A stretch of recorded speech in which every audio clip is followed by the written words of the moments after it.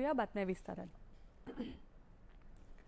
पंतप्रधान नरेंद्र मोदी आज हरियाणा, चंदीगड आणि पंजाबला भेट देणार असून या दौऱ्यात ते सुमारे 25,000 कोटी रुपये खर्चाच्या प्रकल्पांचा शुभारंभ करणार आहेत। पंतप्रधान जिंद इथे सुमारे 14,700 कोटी रुपये खर्चाच्या विविध विकास कामांची पायाभरणी आणि लोकार्पण करणार आहेत।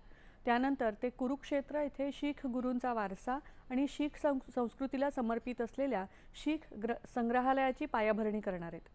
चंदीगडमध्ये आरोग्य सेवा, शिक्षण आणि रस्ते पायाभूत सुविधांशी संबंधित 4,700 कोटी रुपयांपेक्षा अधिक खर्चाच्या विविध विकास कामांची पायाभरणी आणि लोकार्पण पंतप्रधानांच्या हस्ते होणार आहे। याशिवाय दिल्ली, अमृतसर, कटरा द्रुतगती मार्गाच्या पूर्णपणे प्रवेश नियंत्रित असलेल्या पॅकेजचं लोकार्पण होणार आहे। पंतप्रधान जालंधरमध्ये रेल्वे आणि रस्ते पायाभूत सुविधा प्रकल्पांचं उद्घाटन आणि पायाभरणी करणार आहेत।